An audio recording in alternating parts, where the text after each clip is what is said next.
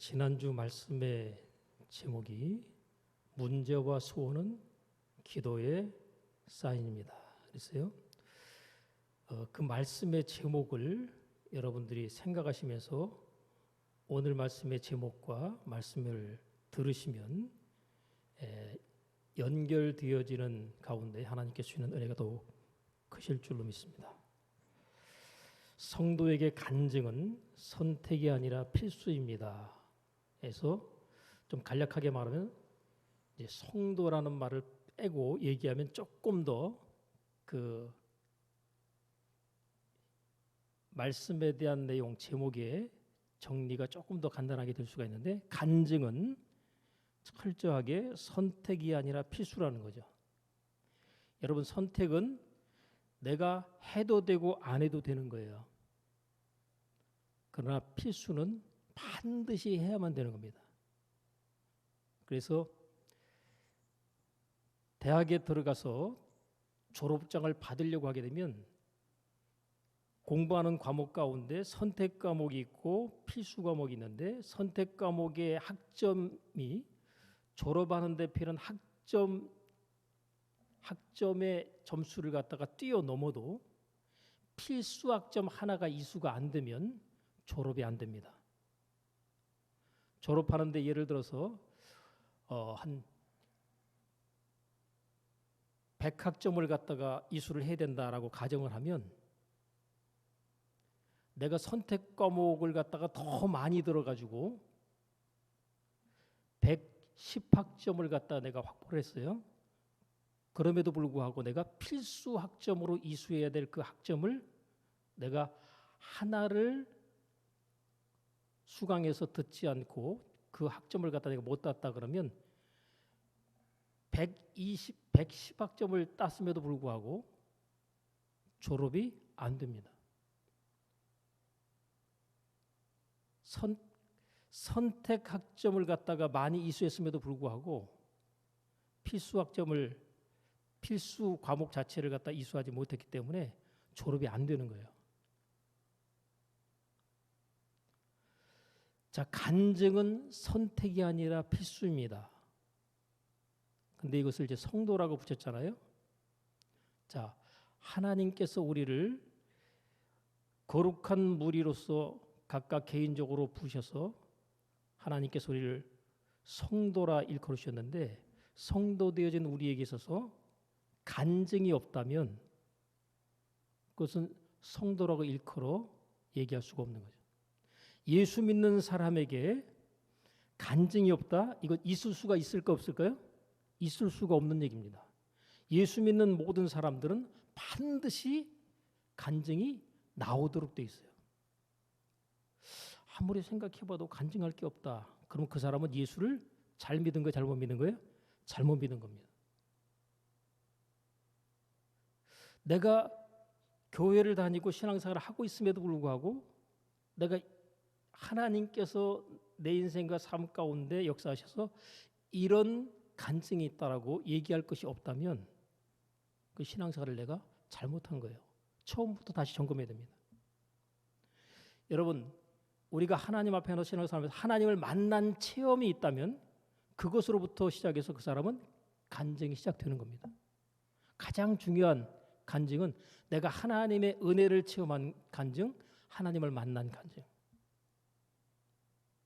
그것이 가장 중요한 기본적인 간증입니다. 이 간증을 바탕으로 해서 나머지 간증들이 쏟아져 나오게 돼 있어요. 근데 내가 하나님을 만난 체험이 없고 하나님의 은혜를 경험한 그런 체험이 바탕이 되지 않는다면 그 이후로 간증은 나오지 않습니다.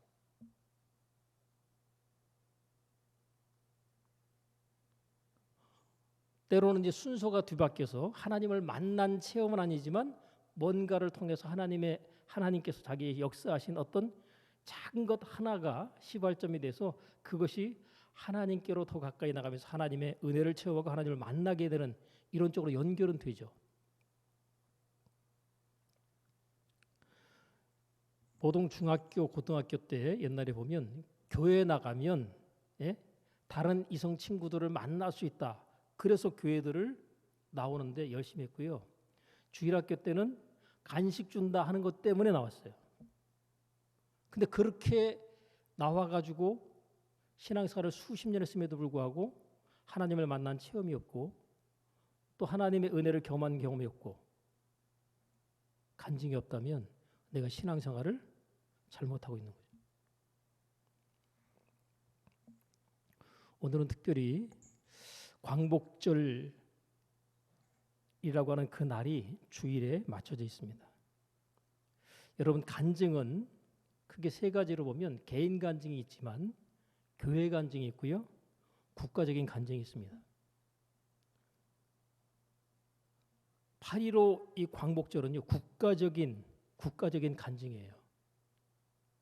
오늘 본문의 말씀에서 여호와께서 시온의 포로를 돌리실 때에 우리가 뭐 하는 것 같았다 그래요?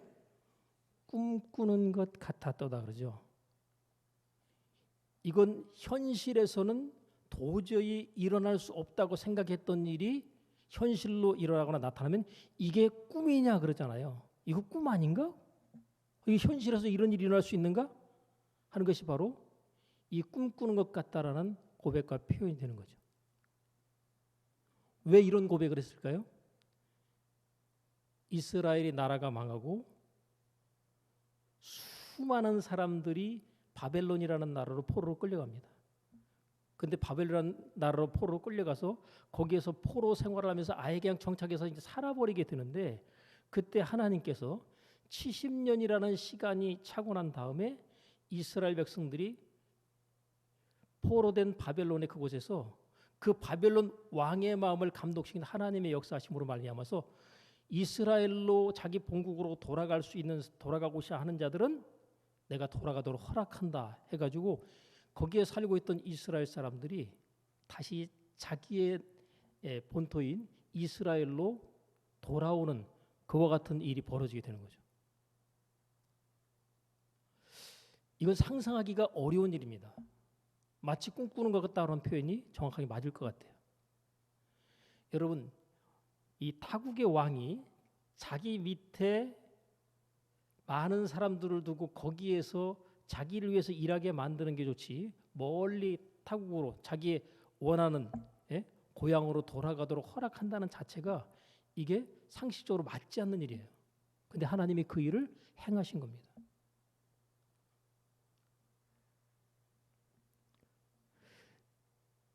때문에 오늘 본문의 말씀에 보면 꿈꾸는 것 같은 그 일이 벌어졌을 때 이스라엘 백성들은 그렇게 고백합니다. 그때 우리의 입에는 웃음이 가득하고 우리의 혀에는 찬양이 찼었도다.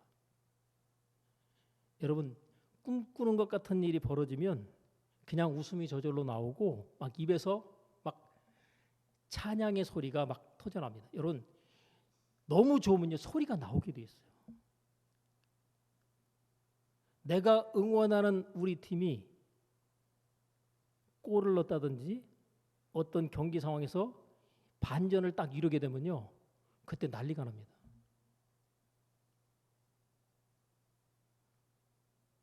그래서 국가적인 중요한 경기에서 우리 팀에서 골을 딱 넣게 되면요, 그냥 보고 있다가 갑자기 어때요? 소리가 나였나요?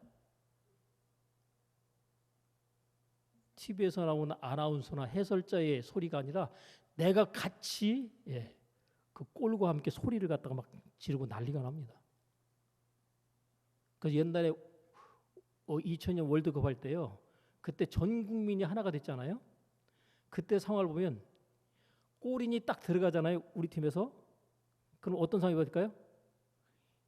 전국에서 막 이러는 소리가 집집마다 거리마다 막 그 동시다발적으로 그 소리가 났었어요.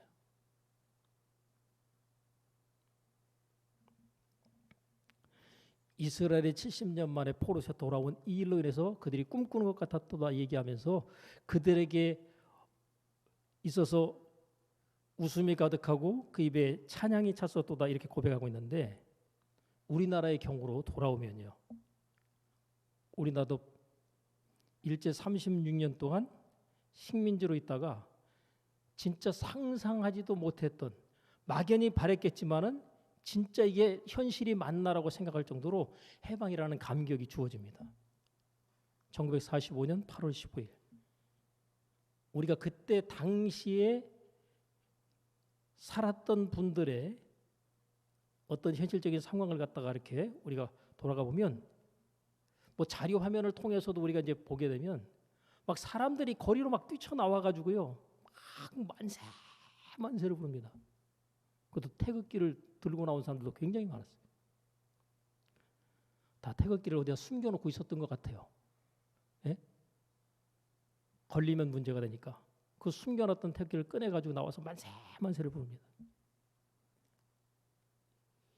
이 일이 우연히 벌어졌을까요?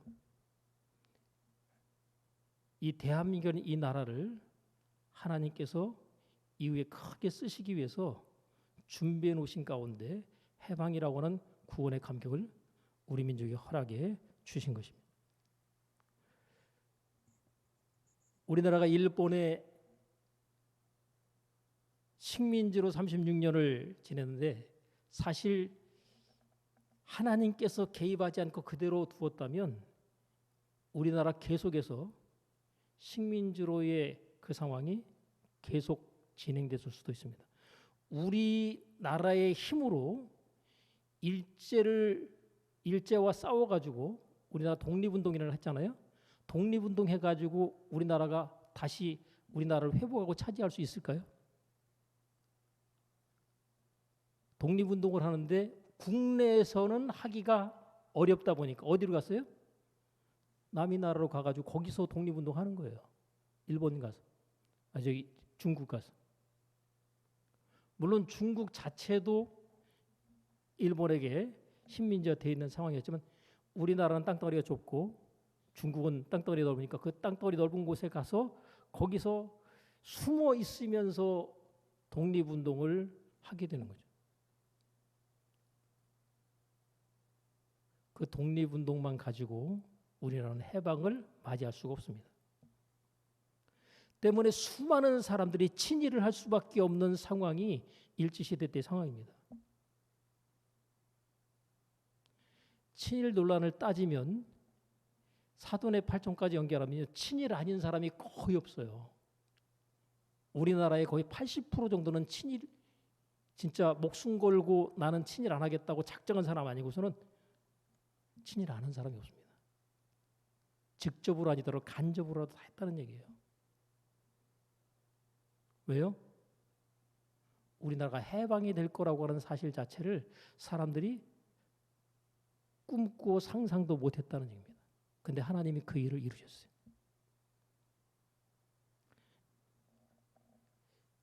일본의 욕심이 결국은 미국을 건드리게 되고 미국이 2차 대전에 참전하면서 일본과의 전쟁에서 굉장히 힘들게 싸웠습니다.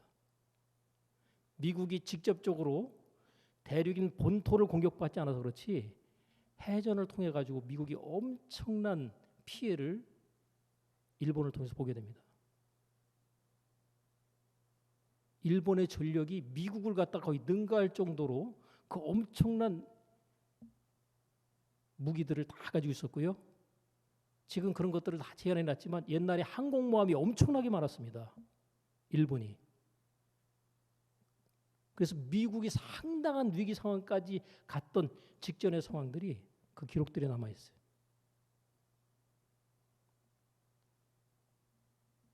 그 무렵에 원자폭탄이 만들어졌고 그 원자폭탄을 갖다 일본은 절대로 항복하지 않을 나라입니다.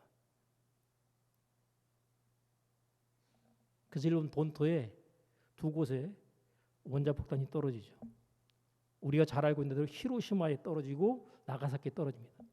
만약에 그것을 갖다 천황이 있는 그 도쿄에다가 떨어뜨렸다면 그 피해는 이루 말할 수 없이 엄청나겠죠.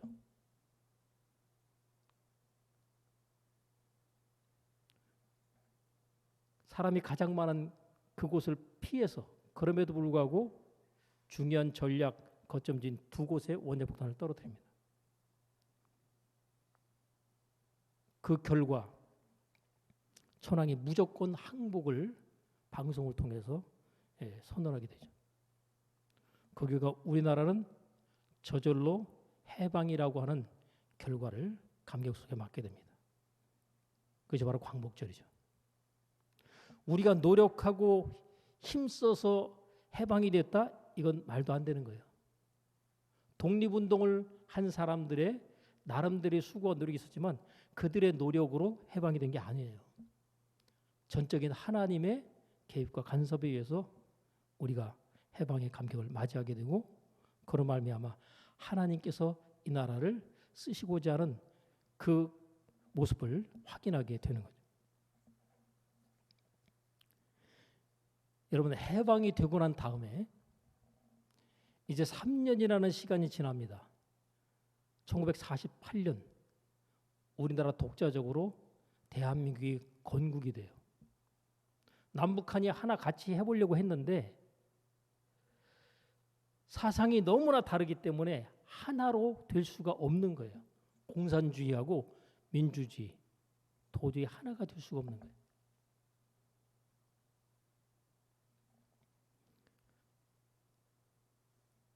남쪽만 1948년 대한민국의 건국을 하게 됩니다. 북한은 북한 따로 하고. 여러분 1948년이 대한민국이 건국된 그 시점인데 놀라운 것은요. 그때 건국되는 나라가 있어요. 어느 나라일까요? 이스라엘이 1948년에 건국이 됩니다. 우리나라가 건국하기 3개월 전에 먼저 이스라엘이 건국을 합니다. 이스라엘이 어떤 나라입니까? 나라 없이 예수님 당시 이후로부터 나라가 없어요. 우리나라 역사로 가면은요. 우리나라 고구려 백제 신라 있죠. 그때 얘기예요. 우리가 고구려 백제 신라 그러면요. 와, 그거 진짜 까마득한 얘기다. 그것도 고구려 신라 백제의 이야기 가운데서 가장 초창기.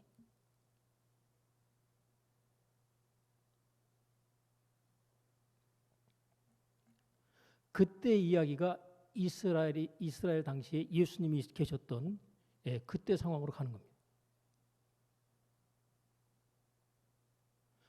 그러니까 여러분 고구려 신라 백제 그때부터 시작해가지고 나라가 없었다고 생각해 보세요. 우리나라가. 그런 나라가 다시 세워질 수 있겠어요? 일제 36년 동안도 우리나라 국가 정체성이 혼란이 올 정도로 많이 힘들었는데 나라 없이 거의 2000년 가까이 떠돌아다녔던 그 사람들이 나라를 다시 그곳에 세우는 거예요. 이게 하나님의 놀라운 역사죠. 그러니 그들의 감격은 또 얼마나 컸겠어요. 그죠? 이게 하나님이 개입하지 않고서는 있을 수 없는 일입니다.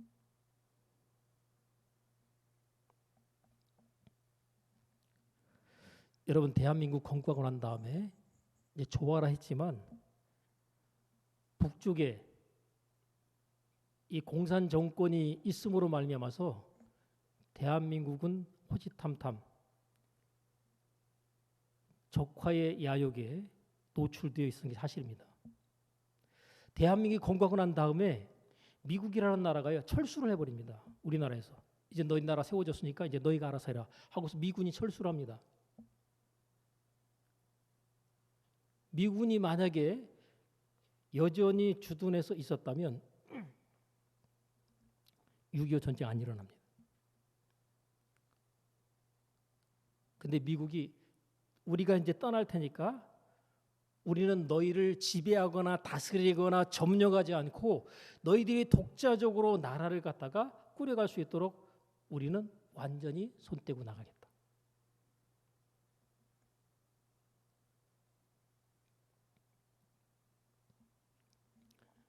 미국이 손 떼고 딱 나가니까 이제 더 이상 대한민국이라는 그곳을 우리가 관여하지 않겠다라고 선언을 딱 미국의 대통령이 하고 나니까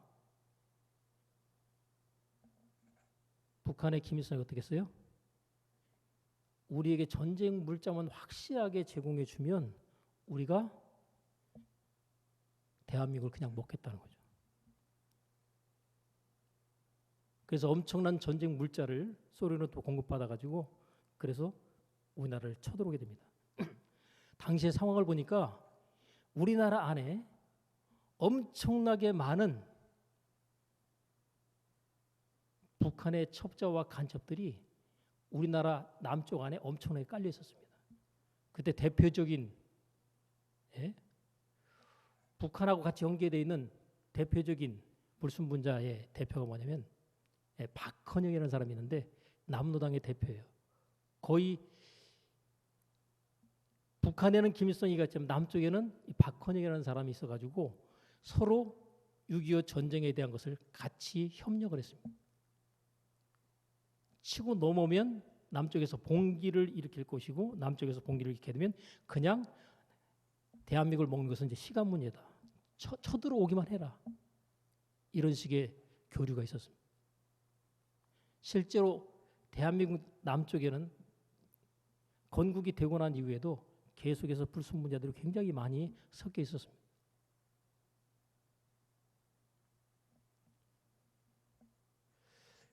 (6.25) 전쟁 당시에 그 우리나라 육군 참모총장이 있는데 그 참모총장의 가장 가까이서 모든 것을 같이 돕는 부관이 있는데 이 사람이 북한의 간첩인 거예요. 우리나라의 사단장이 2개 대대 병력을 북한으로 끌고 넘어가려고 하는 그런 시도가 또 있었어요. 이게 우리나라의 그때 상황입니다. 국가적으로 얼마나 상황이 어려웠는지를 아시죠? 결국 전쟁이 터지게 됩니다. 그냥 밀려 내려오는 거죠. 사실 미국은 참전하지 않겠다라고 선을 걸었기 때문에 안 올 수밖에 없는 상황인데 그때 역사적인 어떤 이야기를 보면 왜 미군이 다시 급하게 참전했을까? 이유는요. 예수 믿는 사람들 때문에 참전했습니다. 당시에 예수 믿는 사람들이 50만 명 정도가 됐다고 그러는데 그때 미국의 빌리 그레엄 목사님이 상당한 영향력을 미국 내에서 끼치고 있었는데 미국에 있는 모든 교계 목사님들이 한 목소리를 내고 대통령에 압력을 넣었어요. 여러분 예수 믿는 사람들이 정계를 포함해가지고 미국 전역에 깔려 있잖아요. 미국 내에 있는 목사님들이 그 영향력을 발휘해가지고 미국 정계가 거기에 대해서 한국으로 파병을 갖다가 굉장히 신속하게 하게 됩니다.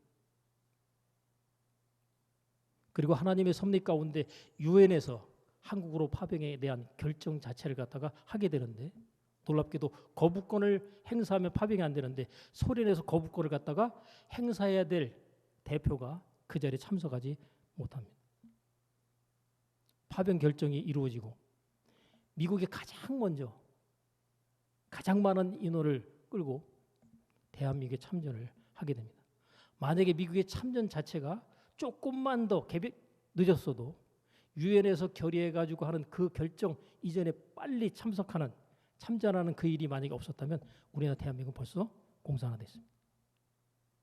하나하나를 보면 하나님의 계획과 섭리가 거기에 다 포함이 되어 있는 거죠. 이런 파병 결정이 이루어지고 난 다음에 전 세계에서 60% 가까이 해당되는 그때 당시의 나라 60% 정도에 해당되는 나라들이 우리나라 6.25 참전에 같이 합니다. 16개 나라가 전쟁에 직접 군인들을 보내서 참여하게 됩니다. 그 나라들의 숫자를 보면은 16개 나라인데 미국, 영국, 터키, 호주, 캐나다, 프랑스, 태국, 네덜란드, 에티오피아, 그리스, 콜롬비아, 벨기에, 필리핀, 뉴질랜드, 남아프리카 공화국.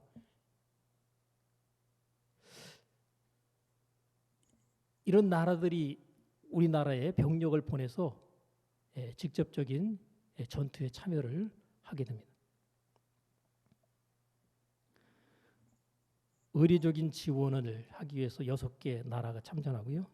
그리고 물자 지원을 전쟁 물자 지원하는데 32개국. 그리고 전쟁 끝나고 난 다음에 또 돕기 위해서 7개 나라까지 지원에 참여하게 되면서 전 세계에 있는 모든 나라들이 이 대한민국을 돕고 살리는 일을 위해서 하나가 됐어요. 이런 일은 이제까지 전 세계에 있어서의 전쟁사에 이렇게 한 나라를 돕기 위해서 이렇게 많은 나라들이 같이 한 적은 한 번도 없다는 거예요. 이제 이후로도 없을 겁니다. 여러분 2차 대전 때도 이러지 않았어요. 근데 6.25 전쟁에 전 세계에 있어서 그나마 힘이 있고 영향력이 있다는 모든 나라들, 물론 중국하고 소련은 제외하고요. 그 나라들이 전부 다 참전해서 우리를 도왔다는 거죠. 우린 전 세계에 있는 모든 그 나라들에 대한 고마움을 절대로 잊어서는 안 됩니다.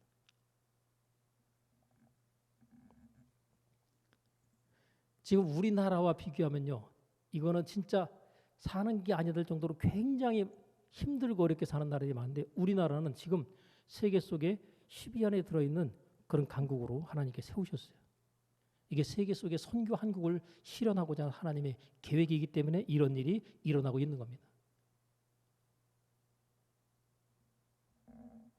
이게 바로 하나님께서 하나님의 뜻을 이루고자 하는 그 일이 정말 우여곡절 많은 대한민국의 역사 가운데 하나님께서 국가적인 어떤 간증으로 하나님께서 개입하셨다는 사실을 고백할 수 있는 그런 이야기가 되는 것이죠. 우리나라 대한민국은 하나님이 개입하신 국가적인 간증이 있습니다. 이 간증을 우리가 마음 가운데 가지게 되면 하나님께서 이 나라 대한민국을 얼마나 사랑하시는가에 대한 것을 우리의 마음 가운데 자부심으로 갖고 있어야 돼요. 하나님이 이 나라 대한민국을 얼마나 사랑하시는가. 현재도 그렇고 앞으로도 어떤 어려움이 있을지 모르지만 그럼에도 불구하고 하나님이 대한민국을 통해서 세계 속의 선교 한국을 반드시 실현하게 될 것입니다. 여러분 국가적인 간증이 있다면 그 한 단계 내려오면 어떤 간증이 있어야 되겠어요? 교회가 간증이 있어야 됩니다. 교회가 간증이 넘쳐나고 풍성하면 그 교회는 부흥하고 성장하는 거예요. 우리가 하나님 앞에 기도할 때 하나님 세계 속의 선교 한국을 실현하기 위해서 대한민국이라고 하는 이 나라 자체에 간증을 주신 하나님 전국 방방곡곡에 산재해 있는 대한민국의 모든 교회들 가운데 하나님께서 살아계시고 역사하시고 함께 하시는 수많은 이야기들의 간증들이 교회들 가운데 나오게 하옵소서. 여러분 부흥한 교회들 가운데 간증 없는 교회가 있을까요? 부흥한 교회는 전부 다 수많은 간증들이 쏟아져 나오게 됩니다. 그것이 교회의 간증이지만 다시 어떻게 보면 성도들의 개인적인 또 간증이 될 수도 있어요. 여하튼 교회가 부흥하고 성장하는 데는 간증이 차고도 넘치게 돼 있다.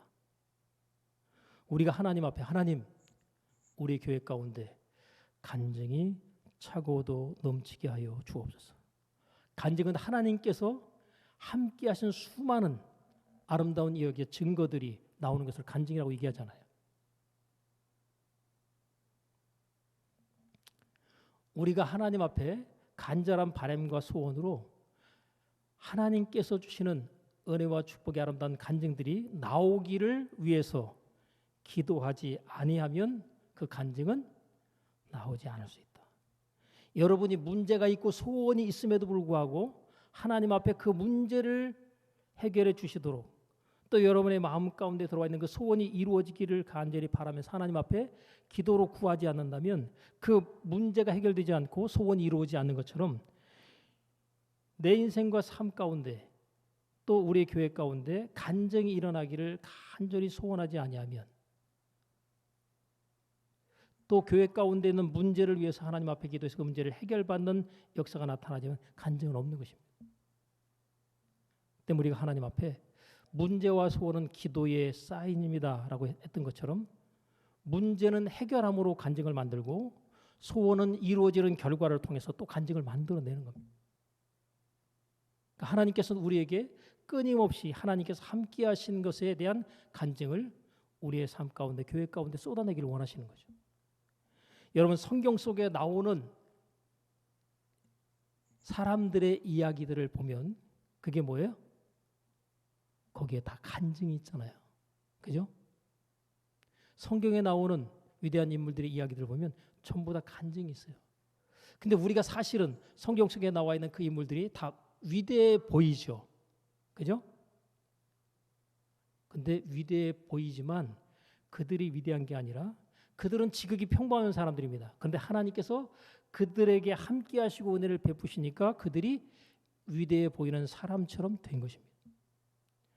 저와 여러분을 포함해서 우리 모두에게도 내가 생각할 때와 남들이 볼 때 지극히 평범해 보이고 대단해 보이지 않을 수 있지만 하나님께서 여러분의 인생과 저 인생과 삶 가운데 역사하시고 개입하시면 남들이 볼 때 위대하고 대단한 사람으로 볼 수 있는 사람이 된다는 거죠. 여러분 하나님이 함께 하시면 그 사람은 대단하게 보이게 돼 있어요. 하나님이 함께 하지 않으면 그 사람은 아무것도 아닌 거예요. 하나님이 그 사람의 인생과 삶 가운데 개입하셨다 그러면 그때부터 그 사람은 위대한 사람으로 사람들에게 보여지고 인정이 되는 것이죠. 이스라엘 백성들이 포로에서 돌아왔을 때에 그때 고백의 내용 중에 보면 2절에 이렇게 돼 있죠. 여호와께서 저희를 위하여 대사를 행하셨다. 이 대사가 큰 일이거든요. 하나님을 알지 못하는 이방인들이 이스라엘이 포로에서 돌아오는 것을 보고 그들이 말합니다. 저들이 믿는 하나님께서 저들을 위해서 큰 일을 행하셨다.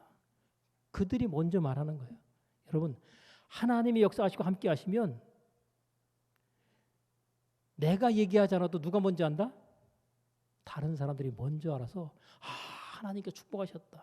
하나님께서 역사하셨다. 하나님께서 도와주셨다. 이런 얘기를 다른 사람들이 하는 거예요.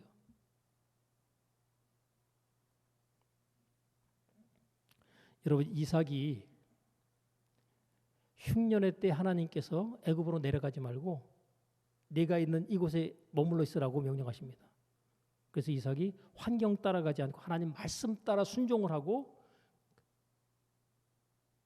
이 블레셋 지역에 머물러 있게 되는데 그가 농사를 지었을 때 그의 하나님께서 100배의 수확을 거두게 하십니다.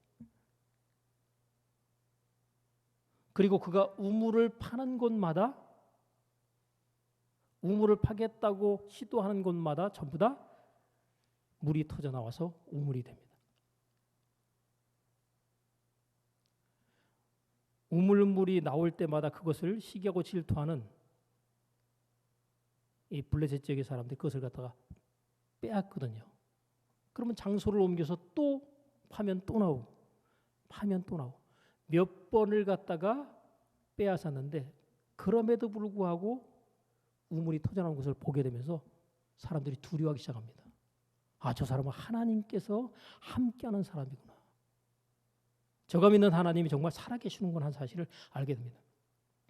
자기들은 가지고 있는 모든 지혜와 노력을 다 동원해서 우물 하나 팔려올 때 우물 하나를 갖다가 파내기가 쉽지 않은데 이삭은 시도할 때마다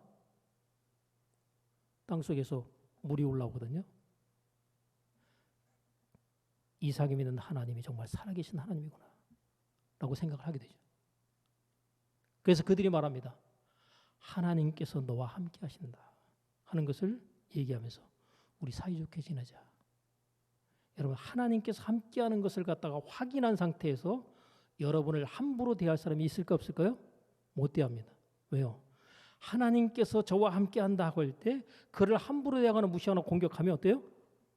저가 믿는 하나님이 나를 대적하시고 나를 치실 것이라는 두려움 때문에 도저히 그렇게 못하는 거예요. 근데 저 사람 건드리고 아무렇게나 대하고 행동해도 저가 믿는 하나님이 역사하시지 않는다라고 확인되면요. 무시, 조롱, 멸시 함부로 막 하는 겁니다. 여러분 지금 한국 교회 안에서 이 대한민국 안에서 기독교에 대한 부정적인 인식들이 굉장히 팽배해 있는데 왜 그런 줄 아세요? 간첩들의 활동 때문에 그래요. 간첩들의 활동. 가장 밑바닥에는 간첩들의 활동 때문에 그렇게 되고 있습니다. 북한이 대한민국에서 가장 경계하고 가장 미워하고 싫어하는 게 뭐냐? 교회입니다. 그것도 특별히 보수적인 성격을 띠고 있는 교회라면 더 그렇습니다. 여러분, 교회 가운데서도 극히 진보적인 쪽으로 나가 있는 그런 교회들 가운데는 북한과 연결되어 있는 그런 교회나 목사들도 상당히 많이 있어요. 대한민국 안에. 여러분, 북한에 가가지고 신사 참배하듯이 김일성 참배하는 목사들이 있어요. 여러분, 심지어는 대한민국 망하게 해달라고 기도하는 목사도 있잖아요. 북한까지 가가지고. 문제 있는 사람 3년 동안 집어넣는데 벌써 나와버렸어요. 그 사람 뭐 할까요? 또 그 짓 하지 않겠어요? 자기만 할까요? 거기 다니는 교인들은, 그 교회 다니는 교인들은 뭐겠어요? 그 목사가 하는 말을 다 믿는 거예요.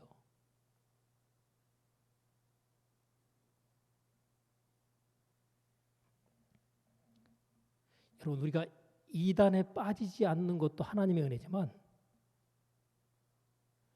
문제 있고 잘못된 교회에 출석하지 않는 것도 하나님의 은혜입니다.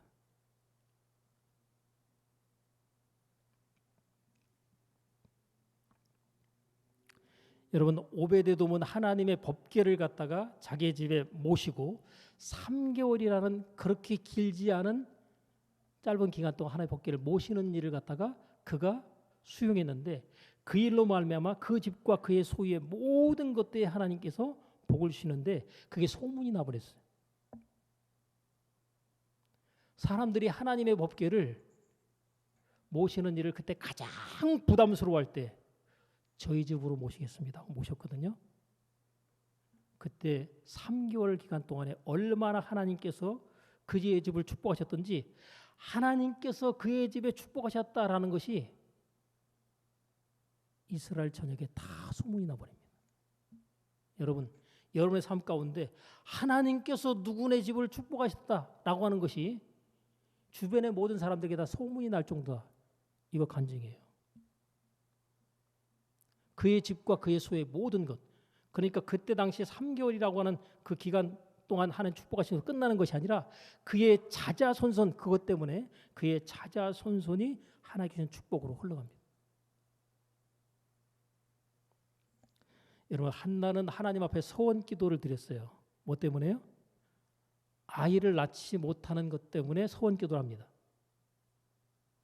근데 아이를 하나도 낳지 못하던 그 여인이 서원 기도를 통해서 아이를 선물로 받습니다. 그리고 그 아이를 하나님 앞에 다시 드리는 눈물겨운 선택을 다시 하게 됩니다. 그 위에 하나님께서 그 아이를 낳지 못하던 한나에게 자녀의 선물을 주시는데, 이후에 세 아들과 두 딸을 선물로 주셔서 한나는 아이 하나도 못 낳던 여인이 아이가 몇이에요? 자녀가 6남매로 바뀌어버립니다.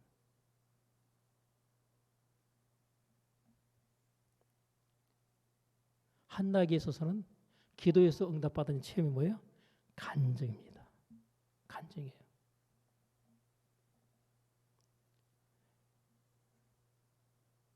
형들의 미움받아 종으로 팔려갔던 요셉, 그 인생 참 파란만장하다, 참 안됐다 할지 모르겠지만 하나님께서 그 인생과 삶을 이끌어 인도하셔서 애굽이라고 하는 최고의 당시의 강대국인 그곳에 왕은 이름만 있고 실제 왕 노릇을 하는 애굽의 국무총리로 하나님께서 요셉을 세우셨는데, 그 자체가 뭐예요? 간증이에요. 누가 하셨다는 거예요? 하나님께서. 하나님께서 요셉과 함께 하셔서 그런 일이 벌어진 겁니다. 여러분이 하나님을 함께 해주시면 반드시 간증이 나옵니다. 하나님이 함께 하시는 증거의 결과가 뭐예요? 그게 간증이에요. 예수님을 만났던 당시의 모든 사람들, 그들은 전부 뭐예요? 예수님 앞에 섰지만 예수님께 문제를 해결받기를 간절히 사모함으로 나왔던 자들마다 다 문제를 전부 다 해결받죠. 그죠? 그들에게는 뭐가 있어요? 간증이 있는 거예요. 간증 있는 사람은요, 가만히 있을 수가 없어요. 하나님께서 내 인생과 삶 가운데 이렇게 역사하셨다. 내가 고민하는 그 문제를 이렇게 해결해 주셨다. 내 소원이 하나님의 은혜 가운데 이루어졌다. 이것을 갖다가 자랑하게 돼 있어요. 간증이 없으면 전도하고 싶어도 못합니다. 근데 간증이 여러분이 넘쳐나면요, 전도가 자연스럽게 됩니다. 자연스럽게 돼요.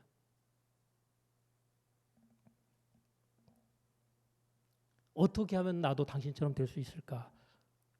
라고 하면 사람들이 여러분에게 와서 묻습니다.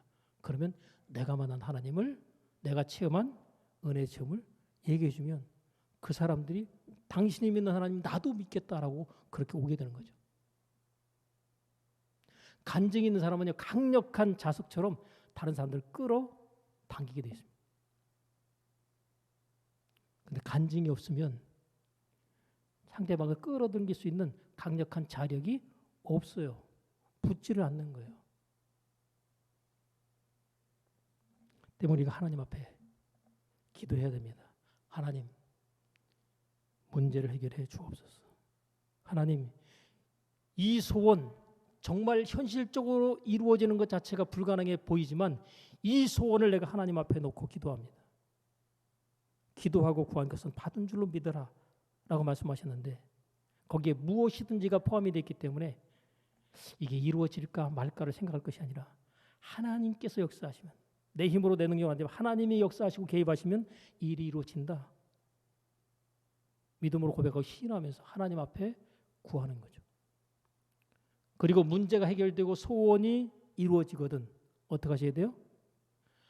하나님께서 하셨습니다. 그 고백이 나오는 거죠. 여러분 저기 뒤에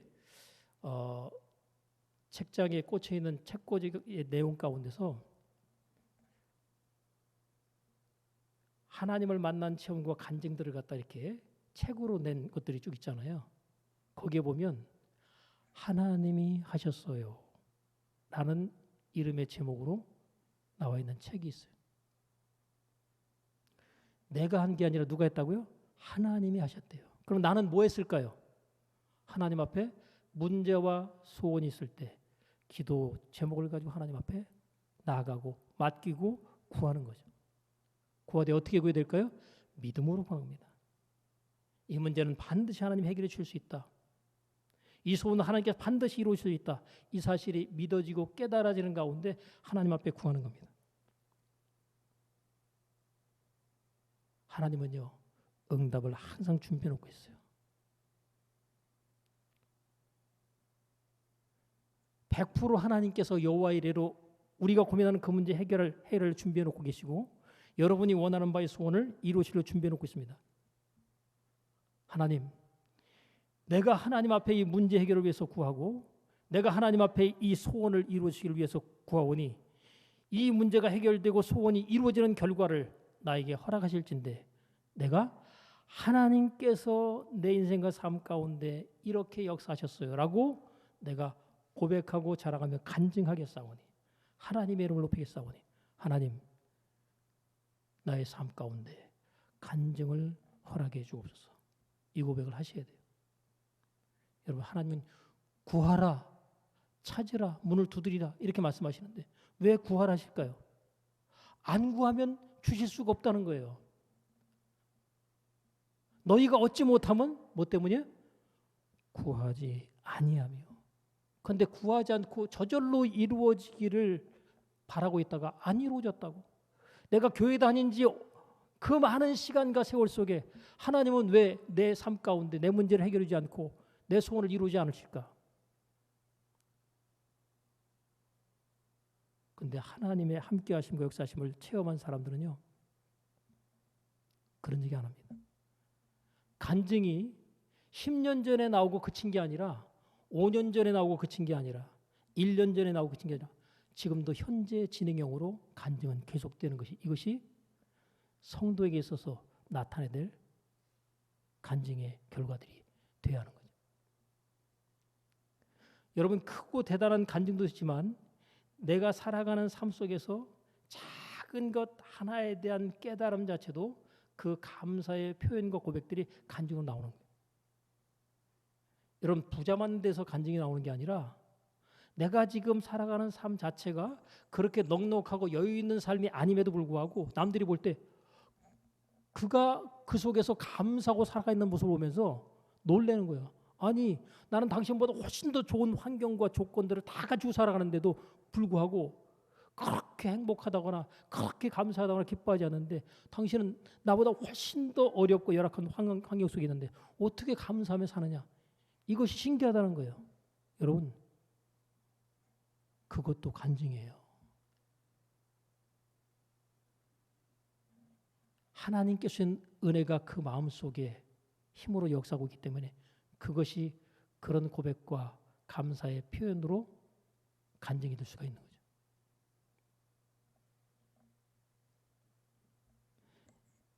제가 전에도 말씀드린 기억이 있습니다. 기도하면 뭐가 있고요? 간증이 있고 기도 안 하면 간증이 없다. 하나님 말씀에 순종하면 간증이 있고 하나님 말씀에 내가 순종을 안 하면 간증이 없어요.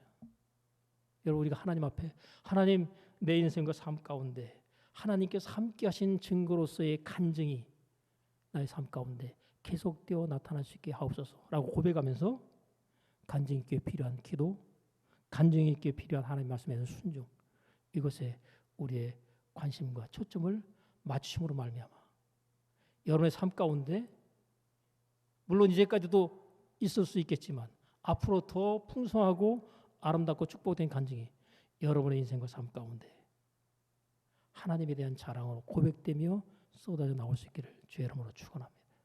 기도하겠습니다. 하나님 아버지, 우리를 하나님의 자녀로 택하시고 우리를 통해서 하나님의 이름이 찬송과 영광을 받기 원하실진데 하나님 우리로 하나님께서 우리 인생과 삶 가운데 함께 하신 은혜와 감격, 기쁨 또한 치유, 축복에 관한 간증들이 우리의 삶 가운데 풍성히 나타나게 하사 그것들을 통하여 하나님께서 나와 함께 하신다는 사실을 많은 사람들로 보게 하시며 우리로 고백할 수 있는 은총이 있게 하여 주옵소서. 예수님의 이름으로 기도합나이다.